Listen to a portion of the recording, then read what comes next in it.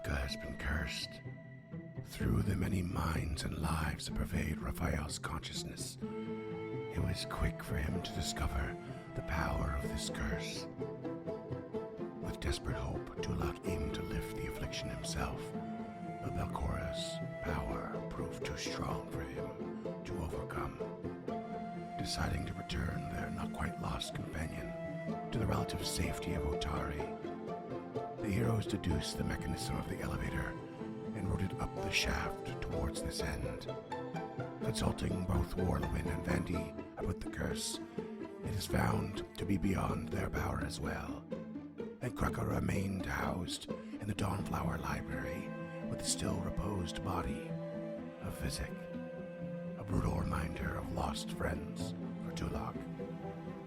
Deciding to seek out Morlabint for more advice, the heroes found another commotion had been set upon the Otari fishery, and discovered a very cross Temele Tandervale scolding a kobold who had come up through the wall in her basement.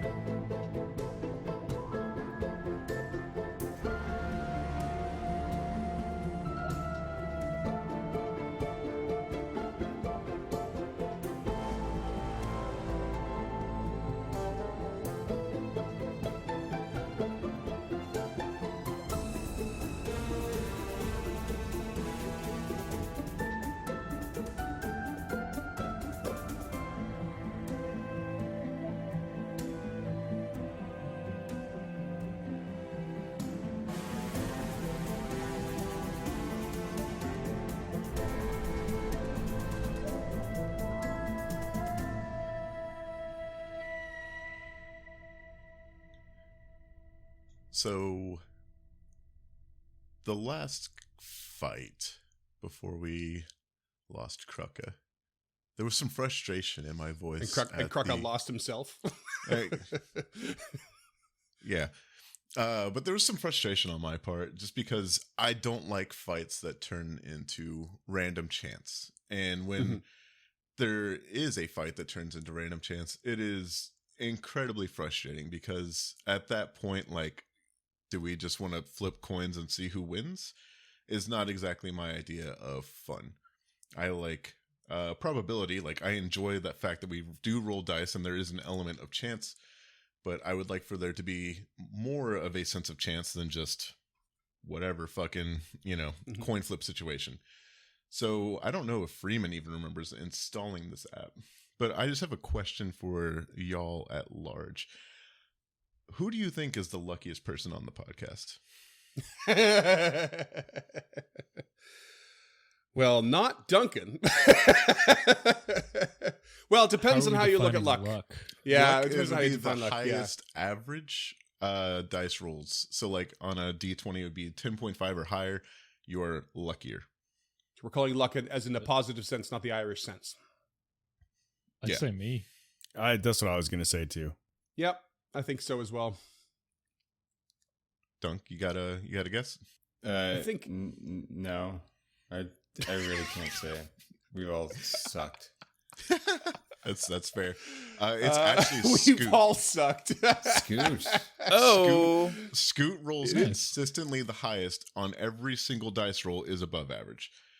Oh, I forgot dice stats. I completely forgot that was installed. I was looking through the modules because I showed up early and Freeman was super late and I was bored.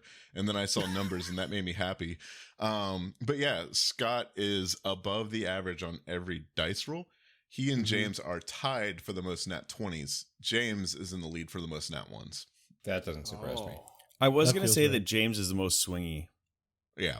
James is definitely the most swingy. I was going to say, I feel like James is the luckiest, but he's also the one saying the most, Foundry hates me. Yeah, nary a person can bang out 3 or 4 nat 1s in a row like James can. And it's then a gift. 3 nat 20s in a row the following episode. Yeah. It's amazing. Hero point that nat one, another nat one. yeah. But yeah, like I like watching dice probability and just things like that. Mm. Do you want to take a guess as to who has the worst luck on the podcast? Is it me? Duncan. Is it me? Scoot, you got one? You got a guess? Oh, I say Dunk for sure. Dunk, you got a Yeah, guess? yeah. I don't want to, pile on the pity me party, but god damn, I roll pretty bad sometimes. Oh, don't worry, you don't have to. I have the worst luck.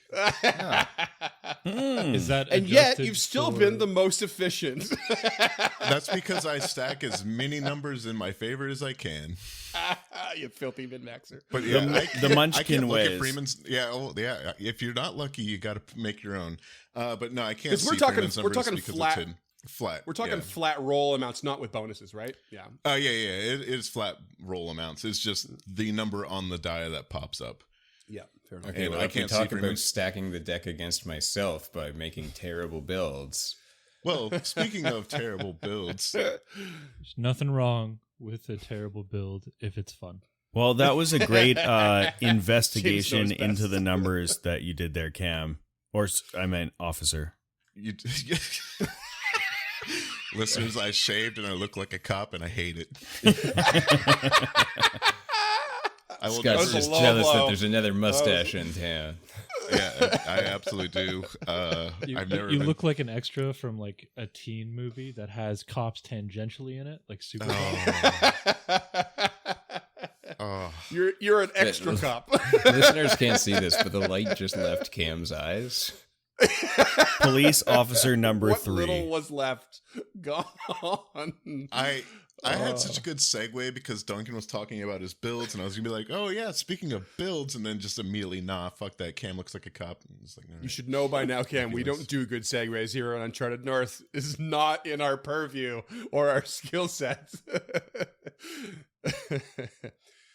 Speaking of when you need a cop, Tamily is now pointing a finger at an intruder in her home. People have piled out of the Otari fishery because of this intense reaction. Tamily is well respected and probably in some ways a bit feared because she's a feisty ex-sailor. And as you push your way through this crowd, more than a few people start to turn their heads a little bit more now, actually taking in and noticing Lump as opposed to Sal. Everyone's been quite distracted. It's night out. It's dark. No one's got a proper glimpse just yet. But suddenly there is a bit of like a shift. But this, shall we say, misshapen creature is with the heroes of Otari. Not recognized, but, there's a pause amongst some of those murmurs for a moment. But as you step through and into the fishery, you see this scene, and Tamily is just like fuming. She's like, "You explain yourself right now! What are you doing in my basement, and why have you knocked through me wall?" I thought I explained myself quite clearly. What are you talking about? Duncan, you want to describe the character that we see? So, the first thing you'll see is a brightly plumed hat, big broad brim. You might see on some swashbuckling adventurer. It's a little bit too big and oddly misshapen because it's pulled over the helmet of some full plate mail, and little gleaming green eyes of a little lizard face. You've got a kobold on your hands, and dressed up. You can see he's kind of trying to dress up like a very flamboyant kind of fighter. He's modeling himself after, I don't know if you've heard of the Firebrands.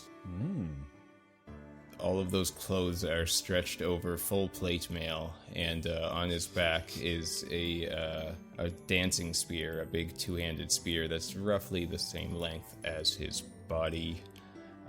He's currently in a very obstinate pose, arguing with Tamily, saying, that wall needed to be knocked down. What are you talking about? Come on, you need services around here, and these services will be rendered whether you like them or not.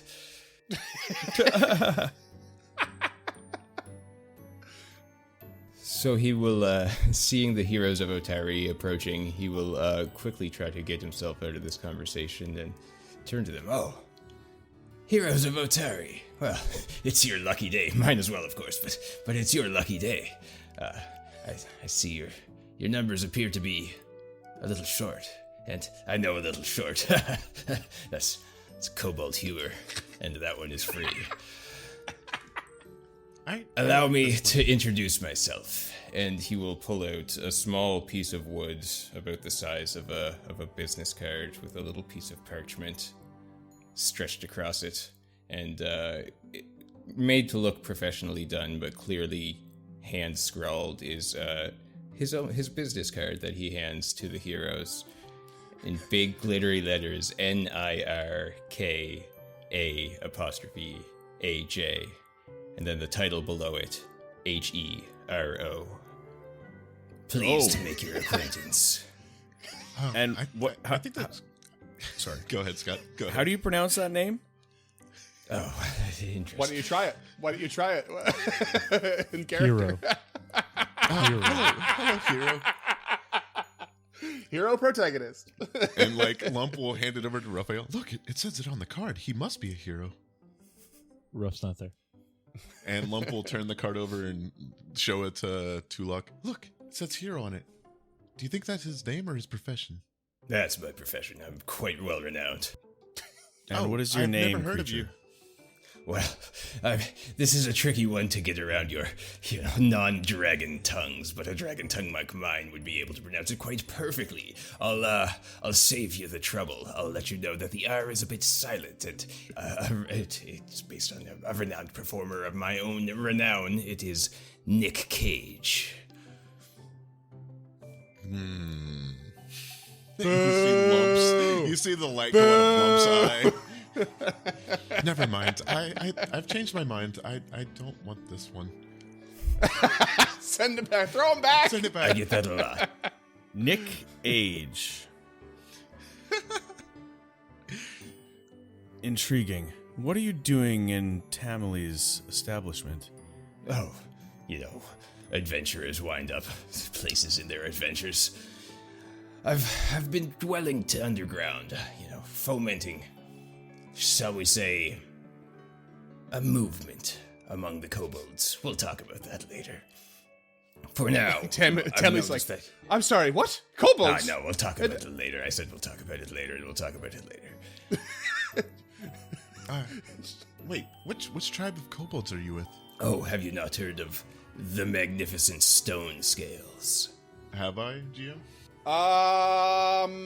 We can get a society check in here, although I don't know if Lump would have ever. Is Lump familiar with the history of Otari off the top of your head? Lump has been around for a while and got here before, so like if they've been here for like more than 100 years, maybe, but probably not then. Okay, roll me society.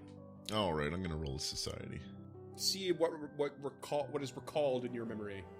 Lump has no idea with a 13. With the 13, you want to throw one at me there, Tulok, since you're present? Yeah, what was the check again? Society.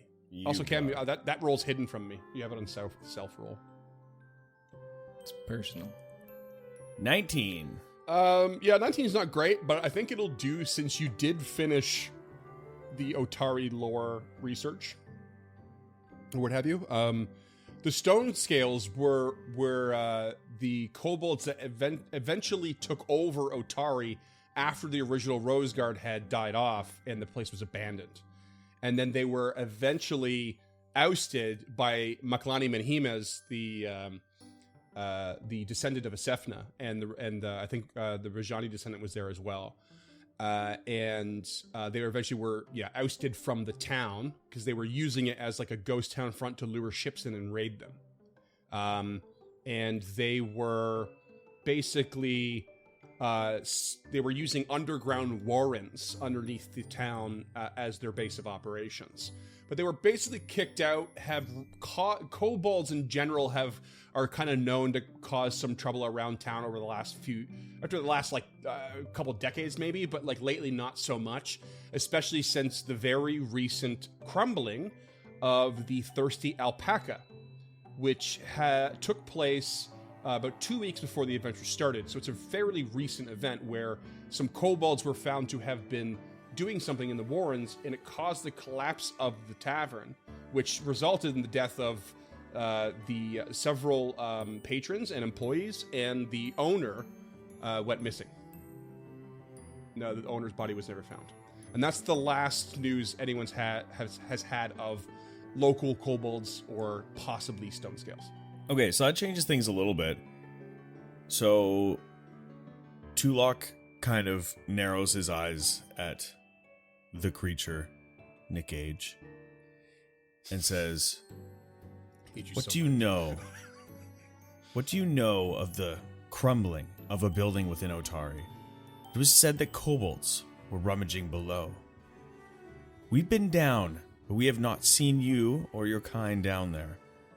Tell me what you're looking for, and where were you at this time? A month ago." Oh, well, the collapsing buildings collapse all the time. Who knows what happens? You know, the shoddy workmanship around here. Who could have been anybody? That said, I was present at the time of the collapse of the Thirsty Alpaca. Okay. Nice. And what was your role? My role was but to witness. I came to spread the good word. We kobolds have had it too bad for too long. We don't have to take it anymore. And damn it, we can get angry. But, you know, once you make those walls start shaking, sometimes the roof collapses, if you know what I mean. Yeah. Okay. That makes sense.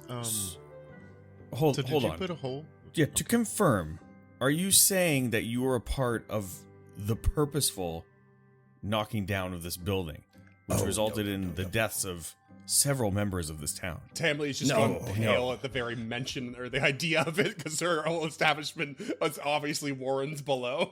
She's like, I apologize. I apologize that you so deeply, deeply misunderstood me, my friend.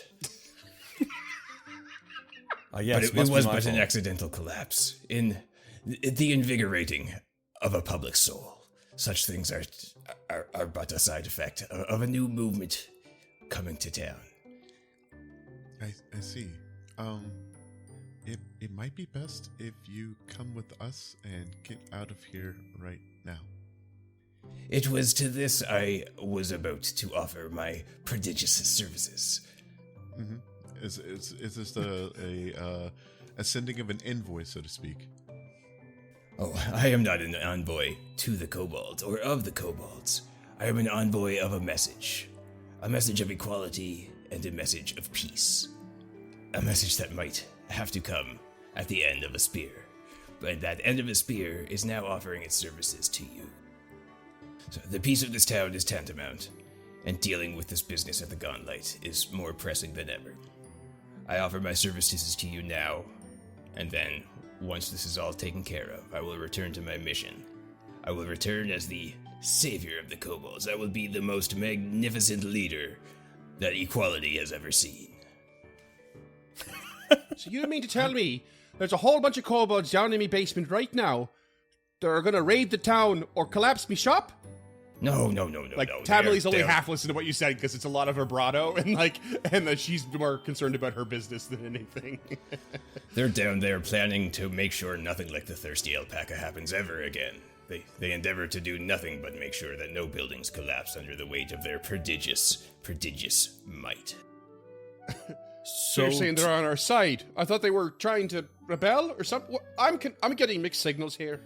Tulok is looking around at the kind of the temperature of the crowd here, and if it's anything like Scott thinks, it's probably not moving in a good way. So It's really weirdly stagnant right now. It's just like stock still, confused at the situation. Still some murmurs and eyes on Lump. So it's there's too much happening at once that they haven't had a chance to like mob respond yet. Tulok looks over his shoulder at Lump and gives them a nod and says, "We should get out of here. Let's grab the kobold." Come on, bud. Tamley kind of, you've spoken a couple times now, and Tamley turns to you, Lump, and kind of just like gives you a look and just says, "Sal?" Yes and no. I am Lump. I'm sorry for meeting you in a form of disguise. I wasn't sure if the town would accept me, and I had been a little bit ostracized before in the past, so once again I do apologize for the deception.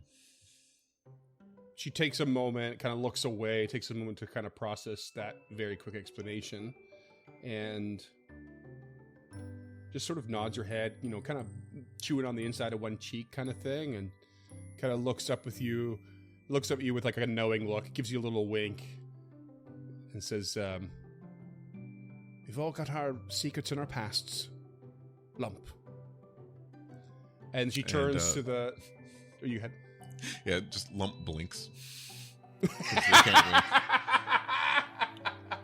wink. None of the stories I told were false, just my appearance. I understand. And she turns to the crowd and says, all right. The heroes of Otari are going to handle the matter from here on out. Make way for them and their new friend here. And for the love of all the gods, someone get Gregory in here now. I have to talk to him about his work on me shoddy wall in me shoddy basement because it collapsed again. And then she just starts like, and then some of the fishers start running around and people like pour in a little bit again. And the bartender gets back to work and she just starts whipping everything into shape. It doesn't matter that it's night now. Business is back and she's got some bones to pick. Because under no circumstances was that wall supposed to come down again. Oh, it was like that when I got there. I walked right through it. Yeah. Right, that's And, enough. Let's go. People take a bit of a wide berth from both this new kobold and Lump, but they don't bat too many eyes at it. You know, they're gonna follow the lead of the very powerful Tamley Tendervale here. But you can expect a great amount of rumor and gossip to follow this event. So, spiriting the two of them away, Tulok turns to Nick. Nick turns to Nick Cage. Nirkaj. Nick Cage. Let's just for legal purposes, let's say it's actually Nirkaj, but everyone has a speech impediment for the name. So other than breaking down walls, what can you do with that spear? Oh, I can do many a good thing. I've fought. Have you not heard of me? My name's Nick Cage, for God's sakes. I slew beasts up and down Galarian. I'm the pride of Absalom. Have you not heard of me? I have not. I tamed the shrew of Cheliax. Oh goodness. That is truly a tremendous feat. They call me Nick the Impaler. What do you impale? Oh, no. Dunk's found a new bit. No. What don't I impale? Lump looks nervous. Have you ever seen a pincushion? Well, no one had before I got to it. Lump's face goes pale, like, oh goodness. And tell me what you know about the gauntlet, then. You Oh, claim of to that I know. understand. Of that I know not much. I've heard whispers of you, the heroes, and I figured you could use my help. My interests are more within the realm of the kobolds. We hear whispers. We hear creaks. We hear crackling in the dark, but we aren't part of the larger problem. We aren't part of the bigger picture. I want to be part of that bigger picture.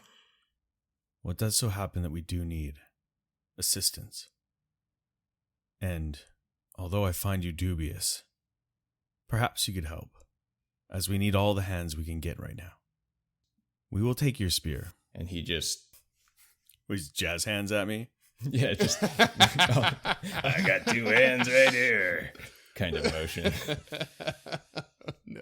Okay, so we've come back into town, deposited Krucka, taken on Nick Cage, and Ruff, you're still with Krucka? Is that right? At the Dawnflower? No, he was he never made it into town. He was with Whirlwind at the Whirlwind. Stone Ring. Yeah. Oh, right. Thank you. Can you remind me, do we need to rest? Yes, I don't know, how we do your do. spell slots look? We haven't rested yet, if that's what you're asking. Yeah, we were supposed to Okay. go back to rest.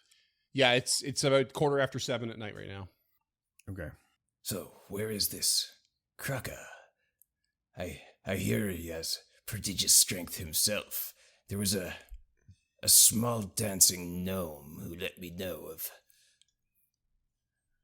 the party's makeup. It seems to have changed. So you've met Glash. Yeah. Oh, was that his name? I Kraka could was- only remember the rhythm of his feet. The rhythm of the night. Goddamn. Yes, he was afflicted by a spell, a curse from a powerful spellcaster named Belcora. We can fill you in on the rest, and just lore dump. Yeah. And verbal diarrhea. We stay up all night telling him ghost stories. And then fade in. Ooh, fascinating. Truly fascinating. And there's this poet, Augrael. Yeah. Oh, I'd like to hear Oh, some yeah. of his poetry right now. Perhaps. And then they met me. Perhaps you even get really excited when you hear that they actually met the ghost of Otari, who was an actual hero. what are you Or, trying to say? or maybe what are you you have implying no yeah, idea that's just a who, dick thing who, to say. who the Rose Guard is. Real backhanded throwing it out compliment there. I'm just saying, he hasn't proved himself yet. That's all. I do like to. It kind of sounded like you were saying the rest of us. I see. That's not what I meant, Yeah. but I can see how you would have interpreted that. Oh, you met a ghost, did you? So he died. Yeah, but then he came Not back. impressed at all. But not with its body, just the soul part. Ooh. Yeah, it sounds a lot like that. So you have met him.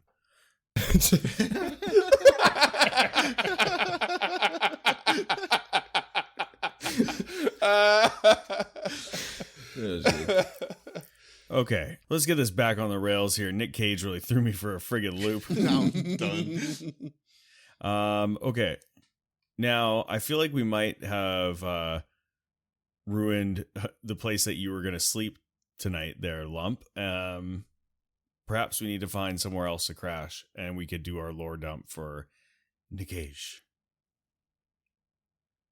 Perhaps we just go out to spend time with the druids and with Ruff out at the Standing Stones. Would Galentine's delivery still be open real quick, Freeman? Maybe. What are you looking for? I just want to drop off a note. Yeah, that's fine. So yeah, Lump will just. I just need to make a quick detour to Galentine's. I want to do something to be able to help us a little bit if things keep going the way they have been. And Lump is going to go to Galentine's and slip her, I don't know, like 10 gold and a note and ask for it to be reproduced and posted in Absalom. Oh. Okay. So you're asking. We're gonna write a note and ask it to be posted in Absalom. Or Yeah, posted just- to Absalom. Yeah, posted in Absalom. Like, I assume they have like quest boards and stuff because of Okay. the Pathfinder lodges. So okay. yeah, Right. basically I think you Lump mentioned is this before. trying to find a way to get like reinforcements if, things keep going this way. Like we can't keep relying on kobolds coming out of warrens. You're and posting just- a call to Yeah. heroes, is what you're saying. Yeah, exactly. Sure, there's plenty of To them. adventurers. Yeah. Okay. No, that let me would make be a note too here. silly. But maybe if there was one, they could be Yanni Deep. Yanni Deep. Cut the mic, cut the mic. Yanni Deep. The Rock. just the Rock. Okay, so they head out of town and approach. God, what is this place called? I just call it the Standing Stones. The Whispering Pool. What is it? The Stone Ring Pond. Yeah, okay, here we go. The Druid Hole. The Whispering Eye. You can just hover over the tree there, and the name will pop up. Yeah. I'm just trying to have fun. How dare you? Okay, so they approach, and what is Raphael up to? He's hurrying back into town to get you guys and Kruka to bring them back to the Stone Ring Pond. Oh, fancy that. Yeah, so last episode, Warlowind assured Raphael that they could care for Krucka outside of town, away from prying eyes, as to not incite another mass panic before the gauntlet goes off. So his objective now is to go get y'all and Krucka and make sure Krucka is taken care of outside of Otari, as Warlowind puts out information or puts out feelers to try and get more stronger healers, somebody who could try and break the curse. Raphael, is that you? He sees a tiny little Shuni running down the path in the moonlight. Sage, Lamp, this is not Krucka. No, This of course. is where is Krucka? Oh, because we left Krucka at the Dawnflower? Mm-hmm. Right. Krucka's Yeah, at the pretty sure you Dawnflower. Perhaps we should head around outside of town and move him through the darkness through the graveyard, as to not arouse suspicions. Yeah, so Ruff will give an info dump, and then he will agree to that, catch them up on what he was doing with Warlowind, and they will go acquire the, I guess, shell of Krucka, and then return to the Stone Ring Pond with them and their, I guess, all their gear, and explain to Vandy what's happening. Yeah, I think Vandy's chill. Yeah. Yeah. I mean, obviously, Vandy is the go-to place for, taking care of lost heroes, however they've been lost. Yeah, might be a good time to consider. This is a kind of a weird one. It feels less filthy, but still kind of invasive. Time to consider what kind of gear you want to strip off Krucka. Not a dead body, but some pretty valuable items there that could be put to yeah. use. There's nothing that I really I put a want. list in the chat. Yeah. Oh, did you? Okay. I just wouldn't feel right blasting a Ring of the Ram off of anybody else. Yeah, I mean, like, I really don't see. Does anybody have crafting? Is that the new weak spot in our It party limit? is. That's what I've been trying to figure out in the background. I have the highest crafting at 4, but if we get the superior repair kit and a crafter's eyepiece, I mean that'll put Ruff up to 6, and I can don't can think they burn stack. my next level to get His trained item. in it. Yeah, I don't think they stack his item bonus though. Yeah, item bonuses probably wouldn't stack. I mean, realistically, crafting for you guys, you're not really actually crafting anything. So most it's going to be like recall knowledge moments or Repair. trying to figure out some sort of device or repair if you need to. Yeah, that's the Um, big one.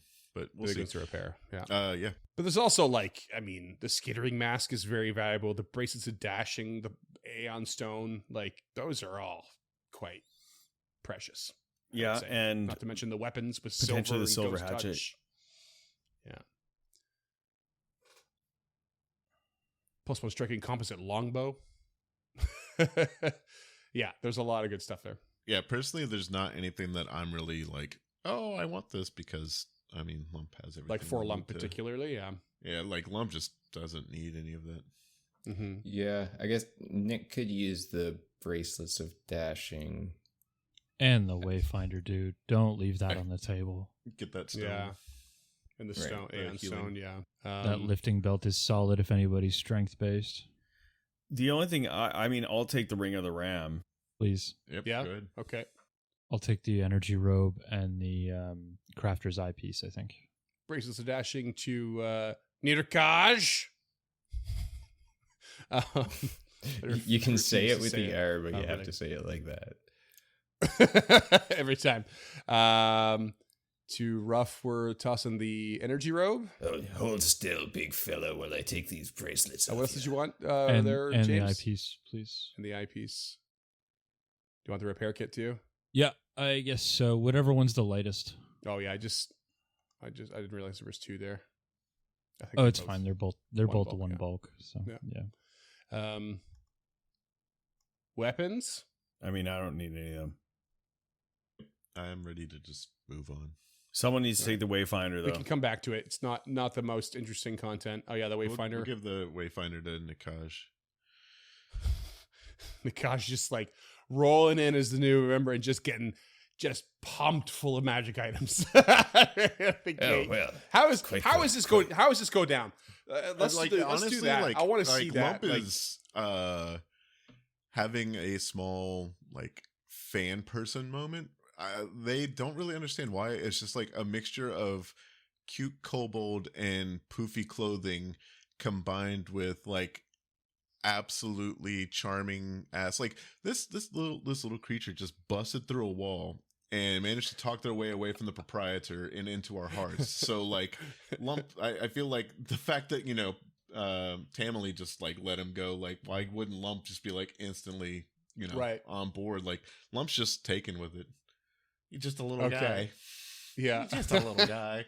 I almost love the idea of like you're getting back to the Donflair library, and they're like, okay, you know, this is who you're replacing, and it's almost like it's an odd thing, and then like, you know, and Tamily's kind of already like kind of stripped Krucka down, put him in some robes, and you can see Krucka actually maybe oddly to everyone when you see Krucka who can perfectly stand and walk around and respond to some stimuli, seems to constantly be rocking gently back and forth in their posture and their stance. And when even they sit down, there's this rocking kind of to the left and to the right.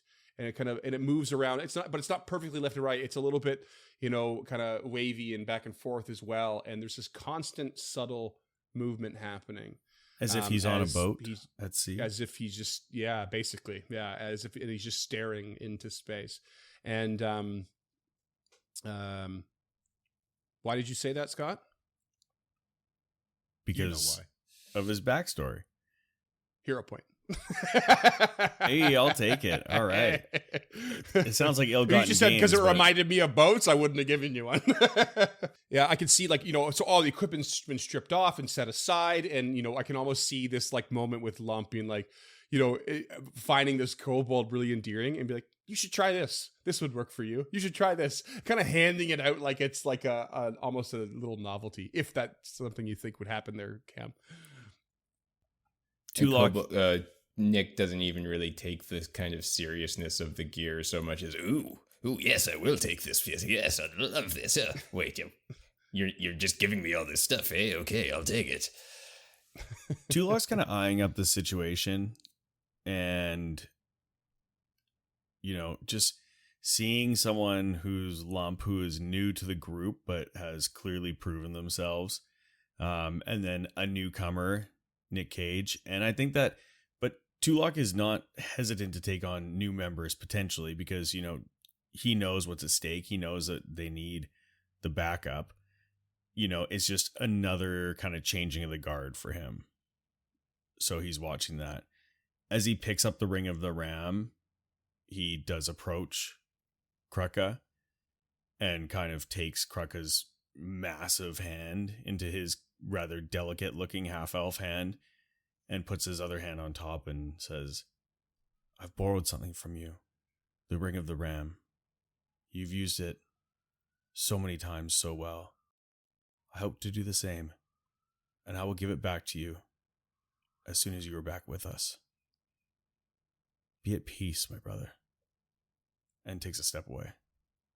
So you have this sort of like almost whimsical interaction happening, and then suddenly there's this like very personal, serious moment that's happening right next to you, Lump and Ruff and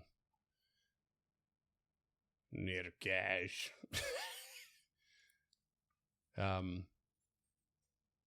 Because I mean, it's certainly most things these days weigh heavy on Tulok's heart and mind.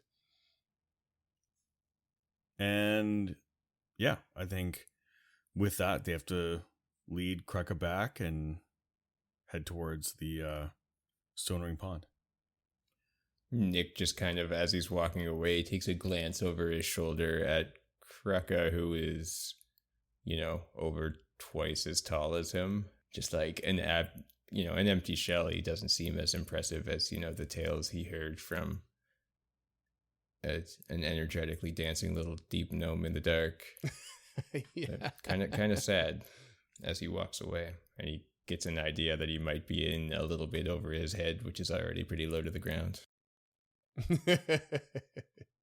All right, so you head back to the storing pond, and you're going to rest here. You can pull out your bedrolls; it'll be reasonably comfortable, if not entirely sheltered. But you're going to rest here.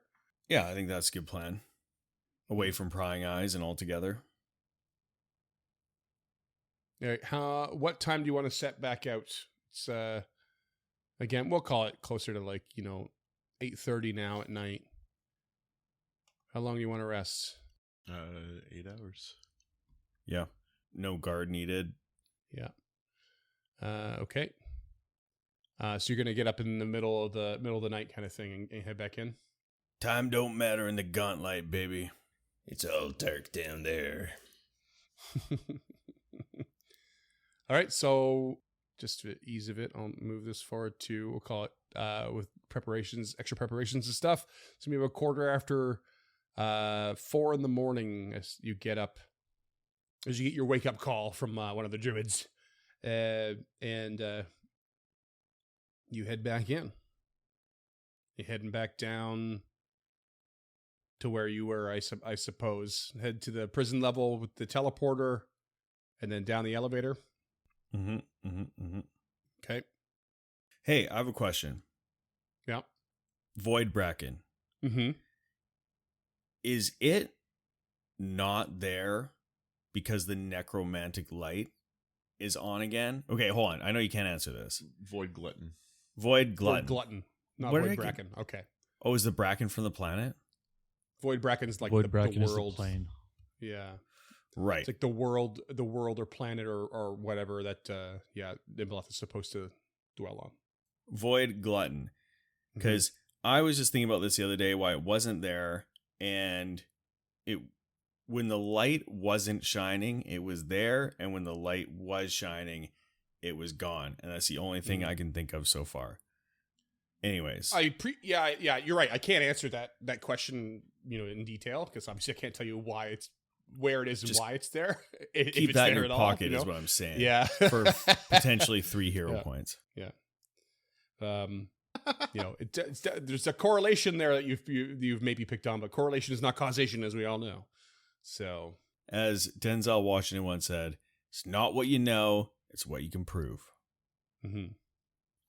Okay, so you head back down to the next the floor, the level 8 floor. I don't know why it changed, and you're gonna head. If you're gonna do it. Let's stick with this Scottish guy. I like where this is going. Oh, is a dwarf in the story? Where do you? I'll bring you to the old farm level here, and I'm gonna take Kruka off the map, and for the very first time, put on our new kobold friend. This is my least. Can I just say also, this is my least favorite farm I've ever been to. Yeah. That's fair. It's totally fair. So where do you want to go? You come down the elevator, you kind of look around at your surroundings again. You're on the edge of this lake with the docks and the boats, of course. There are these, if you take a moment to look through the fog, you can see, I'm just going to re-describe some of this. Obviously, it's very fetid, kind of swampy underground lake. There is, you're surrounded kind of by cages. You've killed some creatures inside of them. If you look to the northwest, you can see an alcove, a sort of elevated alcove off the that's kind of like naturally carved into the stone that goes it's right next to where the lake kind of makes a turn and bends to the west. To your immediate west, there's also a door that I don't think you've ever inspected. To the south of that is a cage next to another single door. And to the northeast, you can see a cave that leads, a narrow cave that leads further into the stone. But it's attached to like a land bridge to an island with a big empty cage on it. And then, of course, you can head south where you originally had found the tools and went through a door there. And to the south, before you got to where the tool eggs were, to the west of that southern portion, there is another single door. So you have lots of strange options here and potentials. Do you want to just head back to where you were last and continue investigating that direction, or do you want to try something new? I think from a tactical perspective, it may be best to secure the area right here. So if there's any doors nearby, we should check those first. I agree. I'd also like to cast heroism to bolster the spirits of both Raphael and our new friend Nick Cage. If I do so, I would like to move quickly until the magic wears off before we investigate anything else. Is that amenable to everyone? It makes me nervous, but I understand why. Let's also keep our eyes open for a teleportation circle. It'll help us move quickly through this area if we need Of to course. make retreat. And if there is something that we think is important enough to stop, then yes, we will stop and check. But I'm just advocating for doing a couple quick doors real quick and then coming back to see what we find after. Lead the way. Understood. I'm an expert at being heroic already, but I appreciate the guidance. Not guidance as, well, little Oh, more you want cobalt guidance too humor. now? Lump will go ahead and cast heroism on both the bashers. Okay.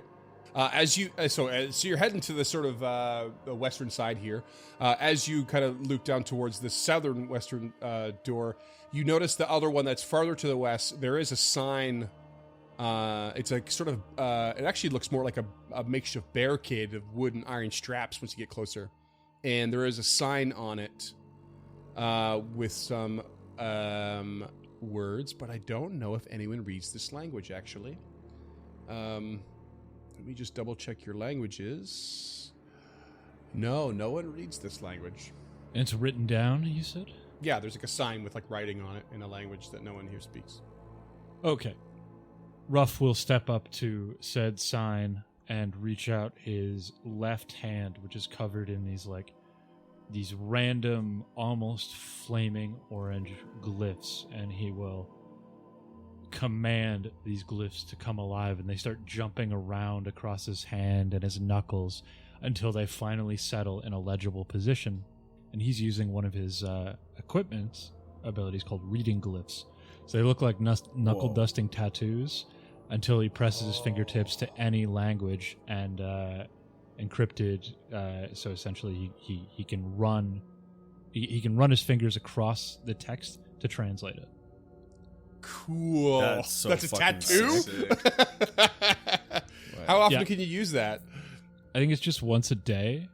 Oh, okay. Yeah, once a day. That makes sense. That's pretty cool. That is a neat little thing. Yeah, okay, so you run your fingers over and like these glyphs, and like for a moment these letters rearrange just for your vision, and it simply says, "Danger. Do not open." Danger.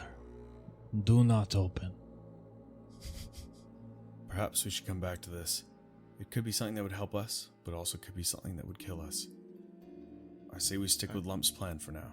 Very well. And Lump will move to the door to the south and wait for Nick Cage and Ruff to move closer. Nick will follow scouting. Tulok will avoid notice. Ruff will follow detecting magic. Can you move me on the map? I'm still preparing my spells. I'm sorry. Okay, so Oh, by the way, shield up. Yeah. My spell for my daily spell thing, which now I'm blanking on what it's called. Evolution. Thank you. Is Phantasmal Treasure. Phantasmal treasure. I don't know what that is. Well, maybe you'll find out. And maybe All you won't. right.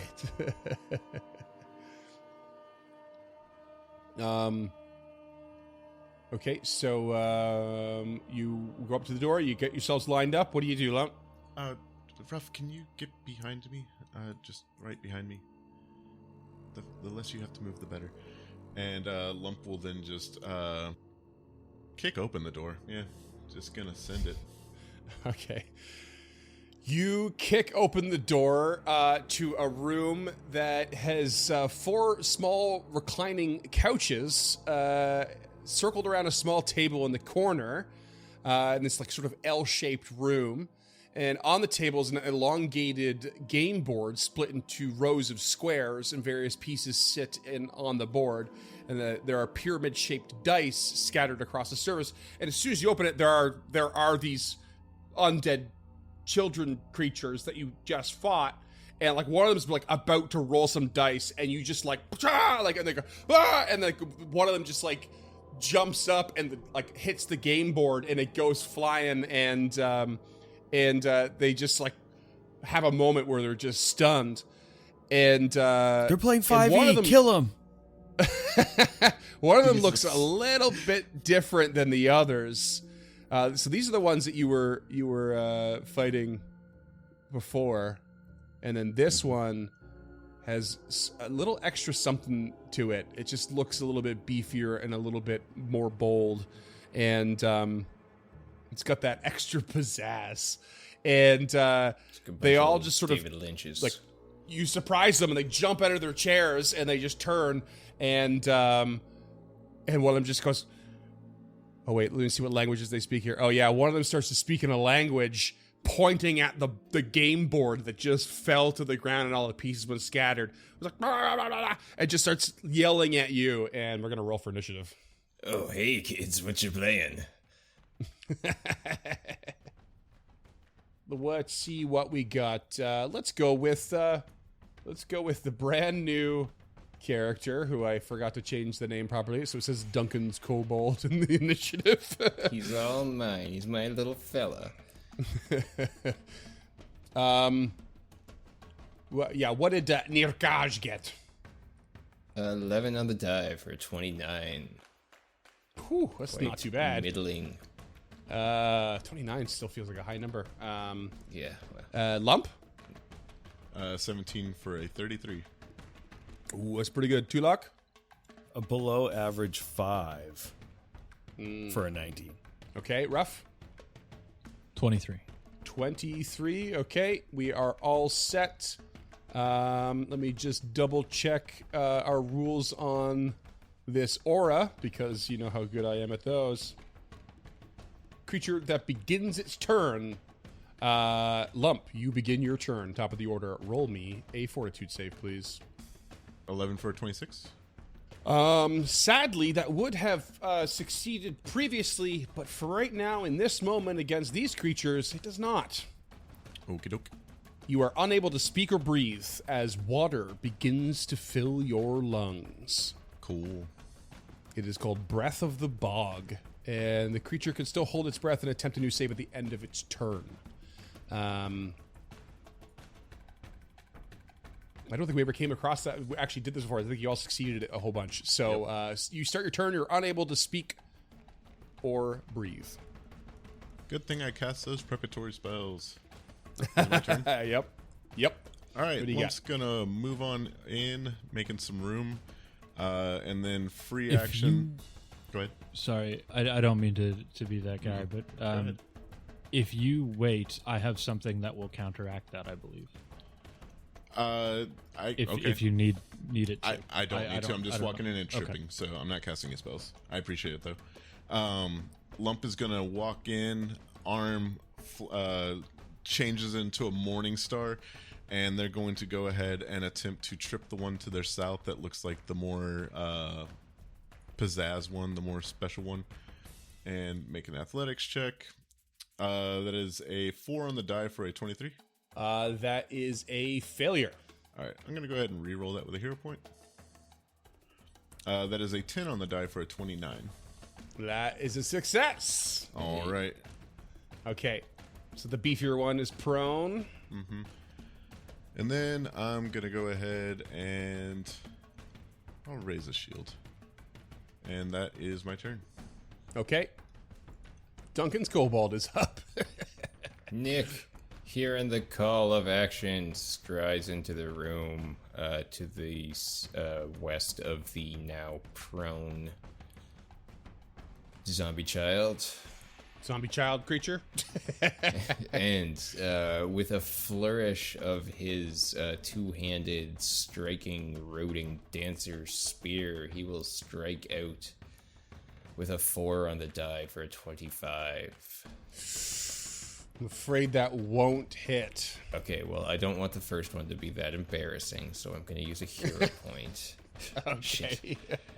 A 6 on the die for a 27. That hits. Hell yeah. While they're, prone. Well, yeah, I assumed it. 13 piercing, please. Okay. 13 piercing. Sweeping in with a stab. What else you got? And then third action. Jeez, I'm a fighter now. I got so much things I can do. Actually, Oh yeah, spoiler alert. It's a fighter. Hey. for the third action, I'm going to use an advantageous assault. Okay, what the hell is that? So, after compromising your enemy's movement, you deliver a more deadly blow. Make a strike against a creature that is grabbed or prone or restrained. You gain a circumstance bonus damage to the strike equal to the number of weapon damage dice. That number +2 if you're wielding the weapon in 2 hands. Okay. Ooh. Okay, cool. So on your character sheet, you can roll the attack roll, and there's a little like tick box at the top. You can just click that when you roll your damage, and it'll calculate for you. Okay, so third action, I guess, is going to be a strike with a map -5 and an advantageous assault. A 24 to hit, I think we can assume that does not. You're not getting any bonuses to the 2 hit, just the damage, right, with that. So that fails, yeah. But you have a failure effect on that, too. Failure, you deal damage to the target equal to the number of the weapon damage dice, or that number +2. If you're wielding a weapon in 2 hands. Oh, 4, you just get 4 damage. That's Free 4. All right. So you still like That's graze some it or swashbuckler something? shit right there. That's awesome. Okay, sweet. Came in, stabbed, tried to stab again, didn't quite get it, but still managed to graze this creature. Not a Save. bad start for the new character. That's your turn?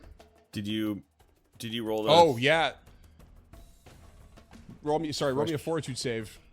Why don't you roll yourself forgot a to do that. fortitude save?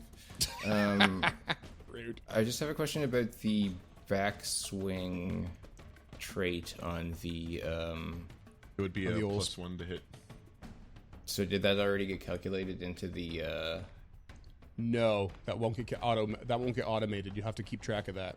Okay, so. But I a guess it would have 25 would not have hit. been- yeah, it still wouldn't have mattered. But okay, Yeah. just good to know that, anyways. Yeah, that I do good to have keep the an eye on backswing. that for sure. You also have sweep. That's a wicked weapon you got there. Yep. That's awesome. I also made my fortitude save for the end of turn, got a 24, so still 24, still can't breathe, and yeah. So I imagine you come in probably trying to yell something heroic, Duncan, but you can't because you rolled a 19 on your. Oh no, you rolled a will save. You roll me Yeah, a sorry, I fortitude. screwed that up. Yeah. Fortitude, I got a 27.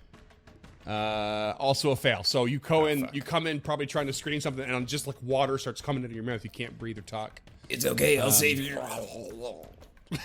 Basically, yeah. Okay, next up is the one you've been trying to beat down. And it is going to, let's see here.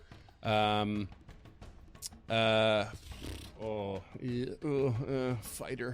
and cleric, all up in my goodies here. I don't like it at all. It's going to, it's kind of like, on screaming in some weird language, and it's like, just this hoarse kind of like bubbly sound coming out of its throat, and it's like real angry, half laying on the ground and on this like chair that it was like just popped up from, and it's going to point a finger at Lump because Lump just tripped it, and I need you to roll me a fortitude save as I cast a spell from the ground here. Dunk, you want to reactive strike that? Yep, yeah, I do. Reactive strike there, Freeman. Thanks. Go ahead and roll that attack roll. 38. Yeah, baby. Yeah, baby. Come on, no. Oh yeah, this guy Suck it, Barn. swing real good. That's a crit, and it interrupts my action.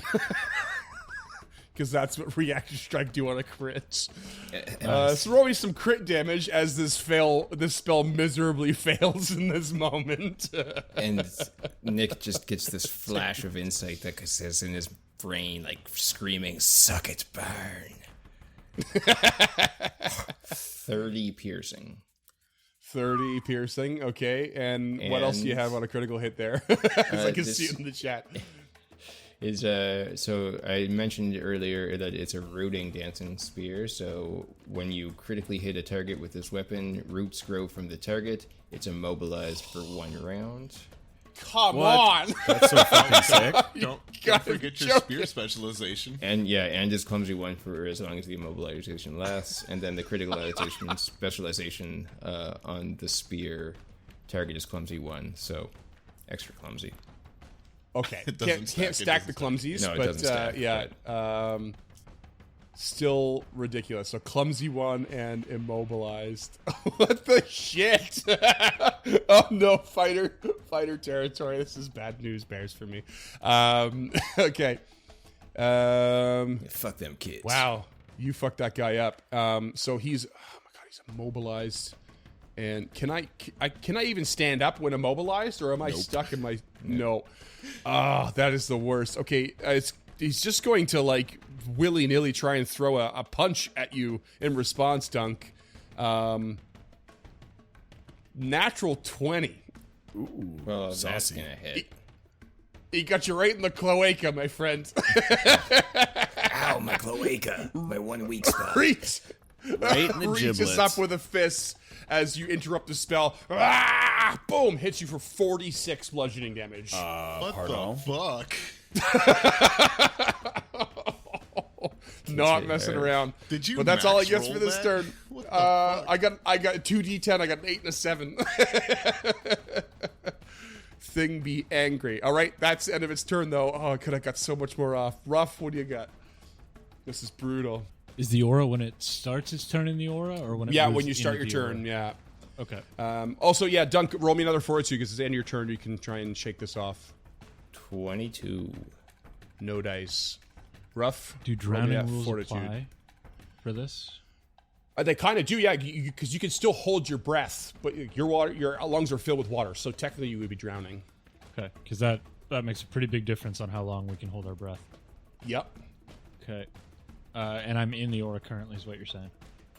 It's a very big aura, yep. Okay. Fort? It's 30 feet. Fortitude, please, yeah. 22. Fail. Yeah, I think we're gonna try that again. Okay.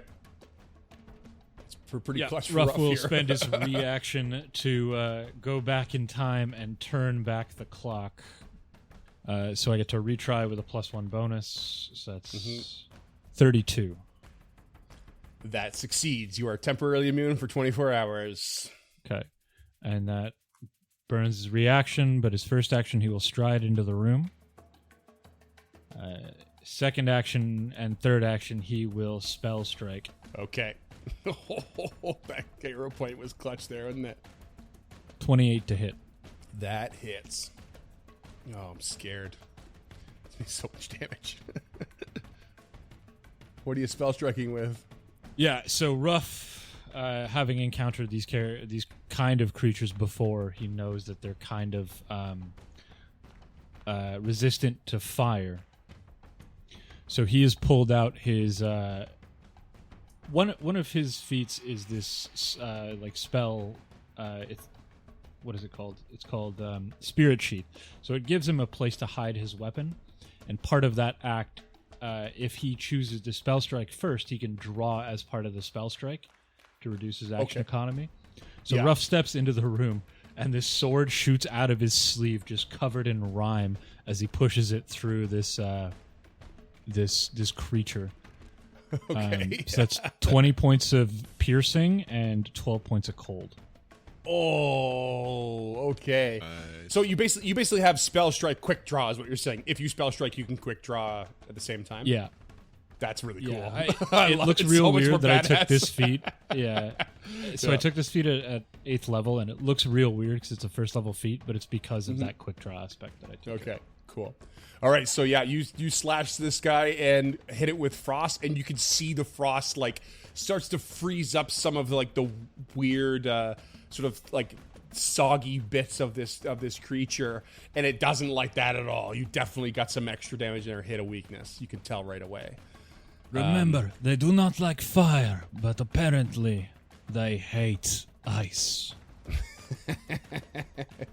Wicked, and I'll give you a hero point for remembering that and just go in the opposite direction. Why not? Sweet, thank you. I love didn't it. remember. I went through my notes the second they showed I up. mean, that's just as good, right? Like, taking notes, baby. I'm terrible at notes, so kudos to you for doing it. Okay, that's your turn.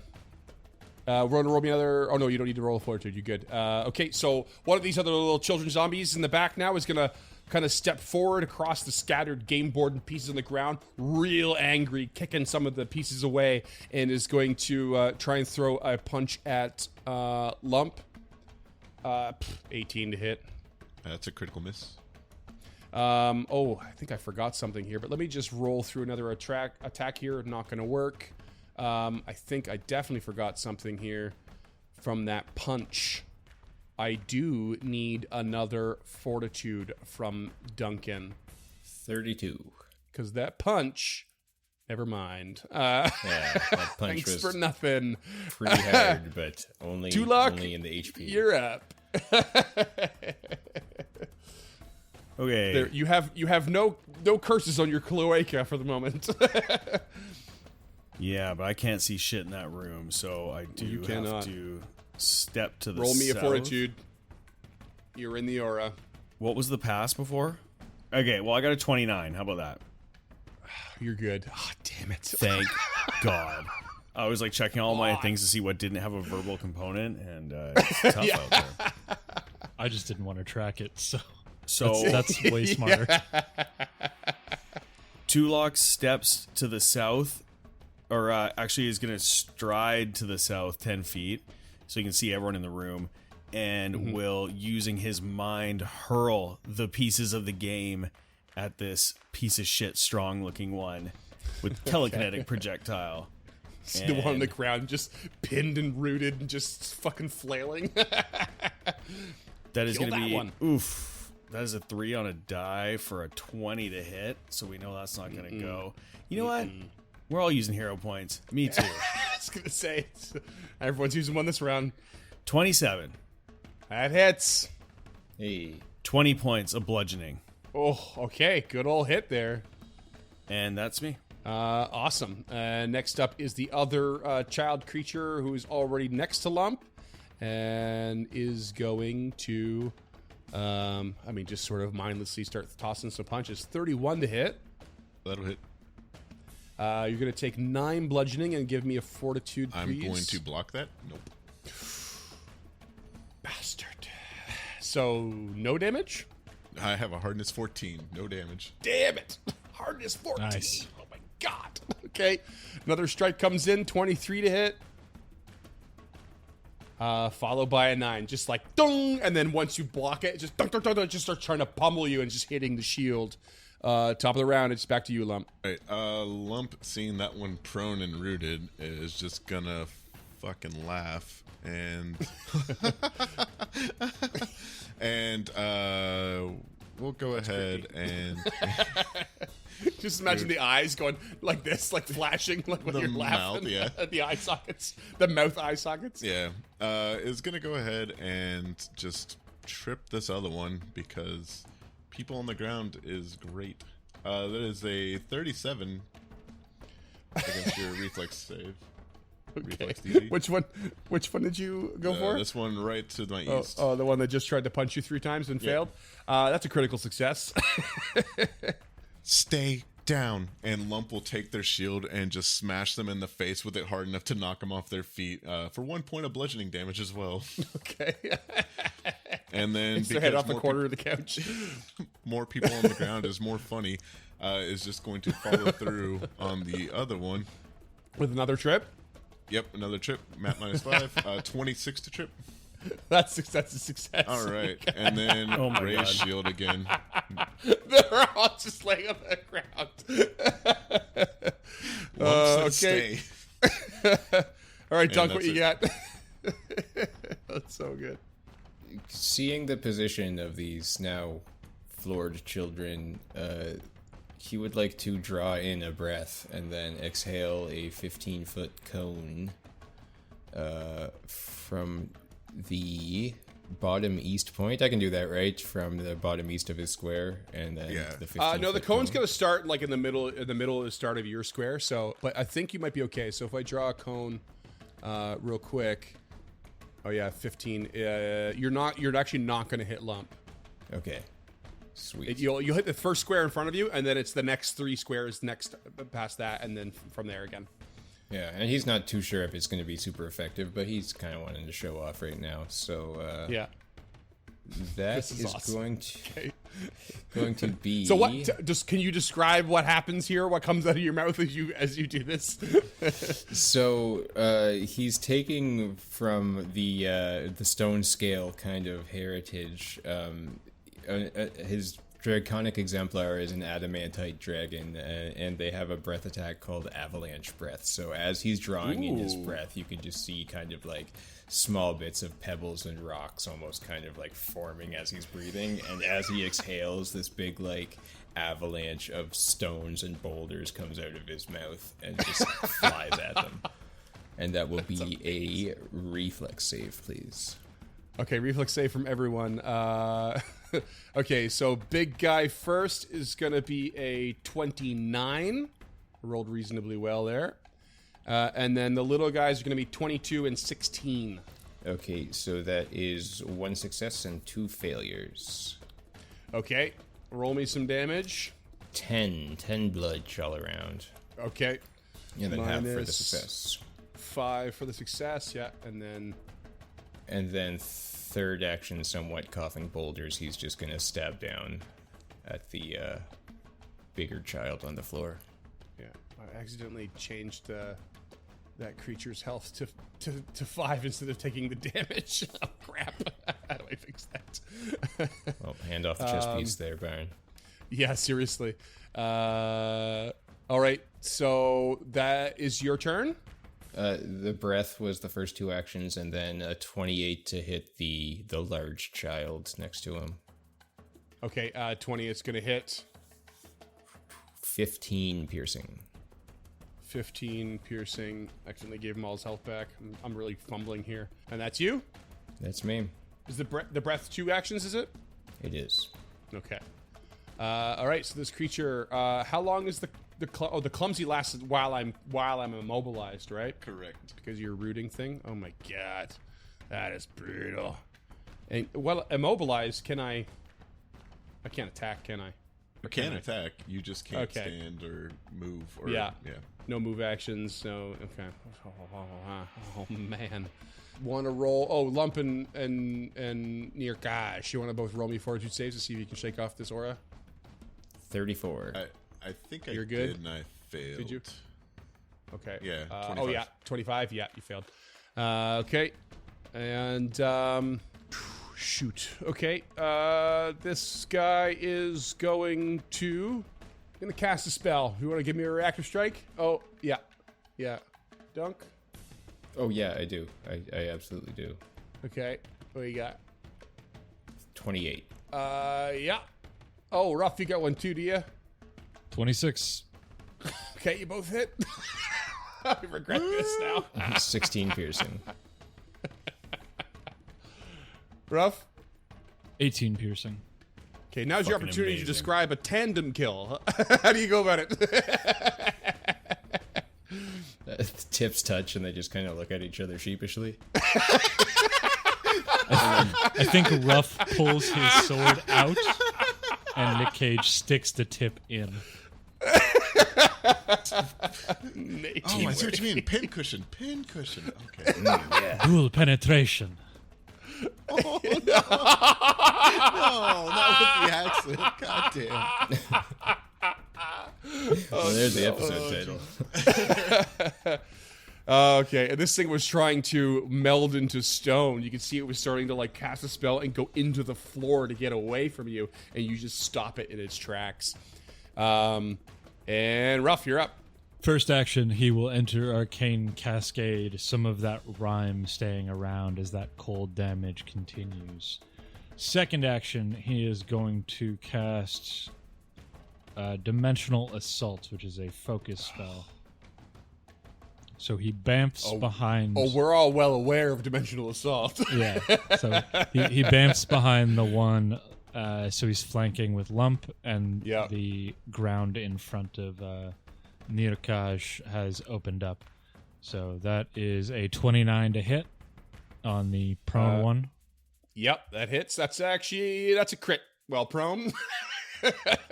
I say the prone one, the one in between us. Yeah, they're both prone. Yeah. Nobody's ever allowed to stand near Lump again. That's 28 piercing and 4 cold. Okay. It takes extra cold, of course. Oh, Final shit. action. Big hit. He will strike again. That is a 17 to hit. That's going to miss. That one I'll hero point. Okay. That's 23. That hits. That is 18 points piercing and 2 points of cold. Okay, that thing is in tatters. It is nearly destroyed. That's your turn? That's him. Yep. Okay. Okay, and the one to the south is going to, in a panic, scramble up from prone. You can reactive strike if you like. Well, I don't think I can. Do they refresh on my turn or at the Yes, top On of your the you turn. gain all your Yep, actions on at your the turn. top of your turn. Okay. Just remember, listeners, literally nothing happens at the top of the round. Yeah. Okay. I don't know if I could have used reactive strike the last time then, because I used a reaction to turn back time when he entered the aura. Well, we're too far past that for me to rewind it, so I'm not going to bother. This combat's almost over. Let's just go on. Go ahead and reactive strike now. Let's get it over with. 26. Yep. 11 piercing to cold. Okay, a little extra cold in there. Bam, this thing stands up, and it is going. So I can reactive strike it too, though, can I? Because it's within reach and I have a spear. You have a reach weapon. Come on. That's a nat one, so. Okay, good. But Stuff it. Not that I want this comment to go on longer, but come on. This is ridiculous. Natural one. 20. It still ended up being a 22. That would have hit. Okay, this thing is going to... it's stood up, and you've come at it from both sides, and it is going to try and throw a fist at Raphael here. Natural 20. It pissed off. 28 damage. Roll me a fortitude save, please. 23. You are okay.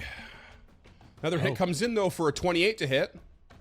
Also a hit. 10 more damage. Roll me one more fortitude. 17. That you are not okay. Uh-oh. But nothing happens just yet. Woof. Tulok, you're up. All right, Tulok is just going to go... I was going to do something else a little more exciting, but I feel like this is a little bit handled here.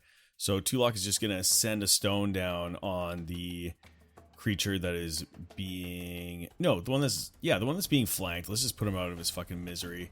Stone comes down from above. 32 to hit. Ooh, yeah, that's a crit. Hell yeah, brother. And that is going to be 34 points of bludgeoning damage. So, Nice. Sorry, you went for the one that was like In that's between still them. flanked? Yeah. Yeah, okay, dead. Crushed its whole person. Anything else? And Any then single actions? I just want to roll a knowledge check on the greater one if we didn't do that already. Just for next Sure. time. You haven't succeeded any knowledge checks on these creatures at all so far. None, You don't know anything about them. Okay, let's do the greater one just in case. Yeah, go for it. What do you want me to roll? It's gonna be occult. Religion? Nope, religion. Damn it. Oof. my occult was literally double the roll, so this is 17, unfortunately, for religion. You have no idea. Dead kid. They're obviously undead, but beyond that, no idea. That's it. Okay. Top of the round, Lump. Oh, you know what time it is. Is it tripping time? Get back on the ground, buddy. Is it menace me time? It's menace at all times. Menace time. o'clock? Yeah. That is a 26 to knock prone. Yeah, that works. All right, and then Don't even worry about it. Go ahead and drop a Morning Star down. That is a 7 on the die for a 19. That's a miss. All right, and then raise shield and fortitude save. 30. You're good. You shake All off right. the water in your lungs. All right, Duncan. What do you got? One left. Without moving, is just gonna stab away. Stab the first 23. That hits. Oh, it does. Oh, Yeah. The big one, it didn't hit. These ones are a little weaker. well, And by a little that's weaker, I what- mean a lot weaker. That's what they get for being kids. 16 Yeah. piercing. Okay.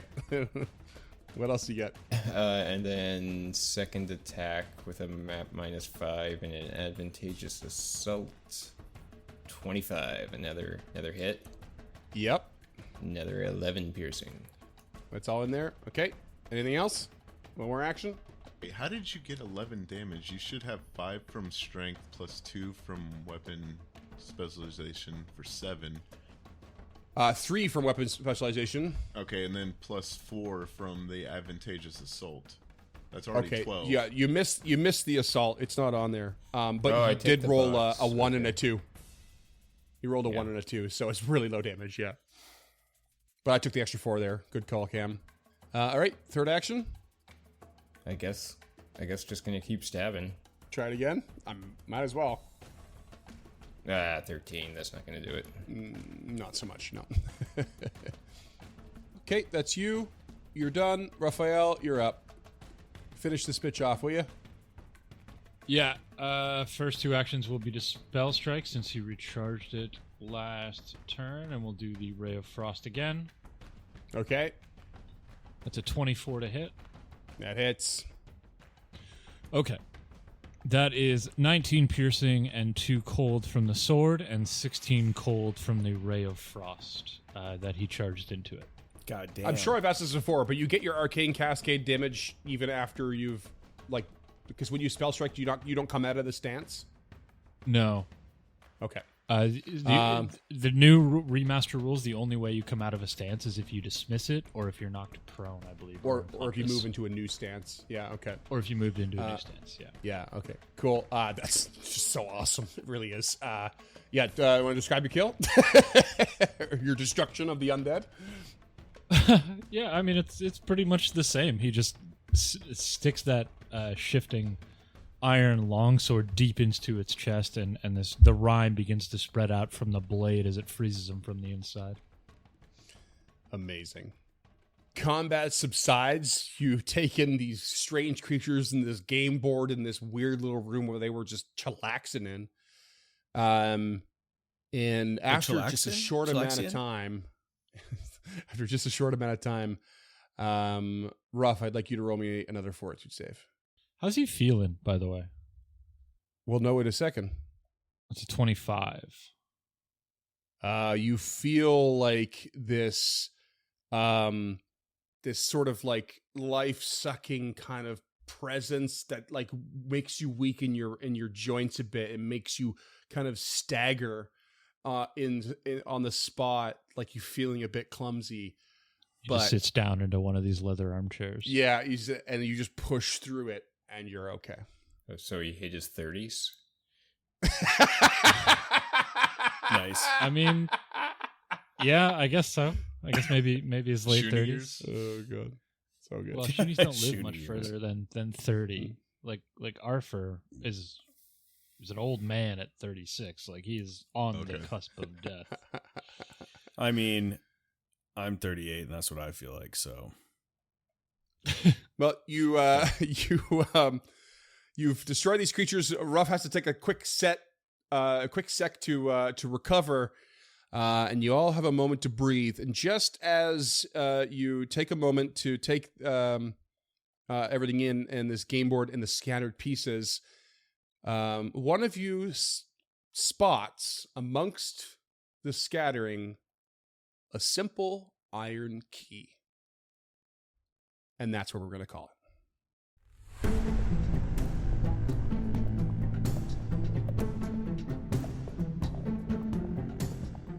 Stemming the Tide is an actual play podcast of the Adventure Path Abomination Vaults and is produced by the Uncharted North Network.